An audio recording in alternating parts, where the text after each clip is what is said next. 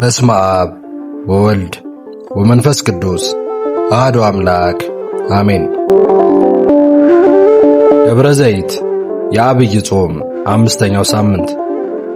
ደብረ ዘይት የቃሉን ፍቺ ስንመለከት ደብር ተራራ ማለት ሲሆን ዘይት የሚለው ቃል ደግሞ ወይራ ማለት ነው። ስለዚህም ደብረ ዘይት በወይራ ዛፍ የተሸፈነ ተራራ ማለት ነው። ይህ የደብረ ዘይት ተራራ ከኢየሩሳሌም በስተ ምስራቅ በደብረ ቄድሮን ሸለቆ ብቻ አለ። ከታች ጌቴሴማኒ የተባለው የአትክልት ስፍራ ሲገኝ የጸሎተ ሐሙስ ማታ ጌታችን መድኃኒታችን ኢየሱስ ክርስቶስ የተያዘበትና በኋላም የእመቤታችን ቅድስት ድንግል ማርያም ቅዱስ ሥጋዋ ያረፈበት በዚህ ተራራ ግርጌ ነው።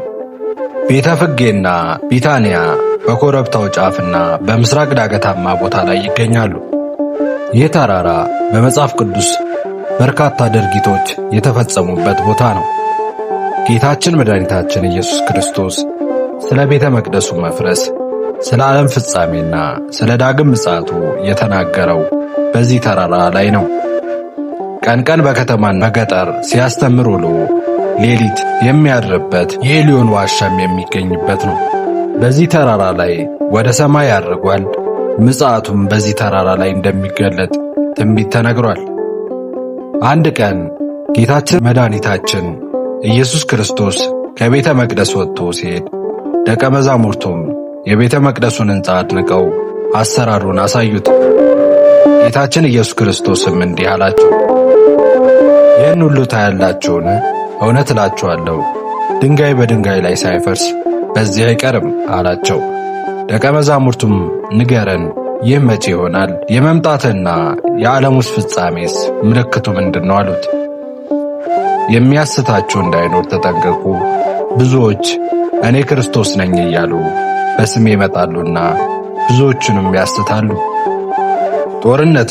የጦርነትን ወሬ ትሰሙ ዘንድ አላችሁ። ይህ ሊሆን ግድ ነውና ተጠንቀቁ፣ አትደንግጡ። ነገረ ፍጻሜው ገና ነው። ሕዝብ በሕዝብ ላይ መንግሥትም በመንግሥት ላይ ይነሳሉ። በየሀገሩም ራብና ቸነፈር የምድር መናወጥም ይሆናል በማለት መለሰላቸው።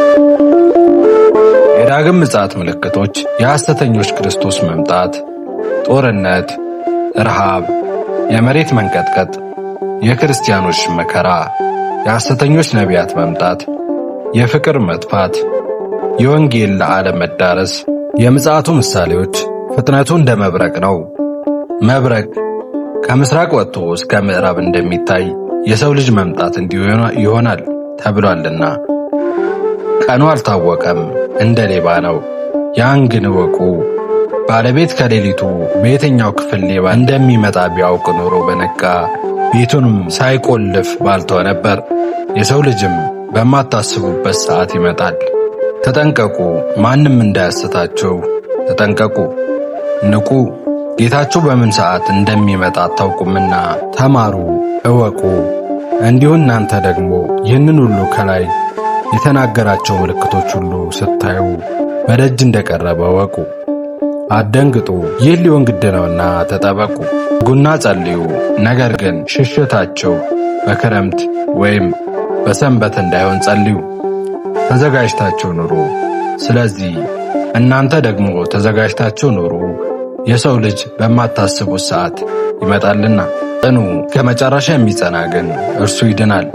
ወስብሐት ለእግዚአብሔር።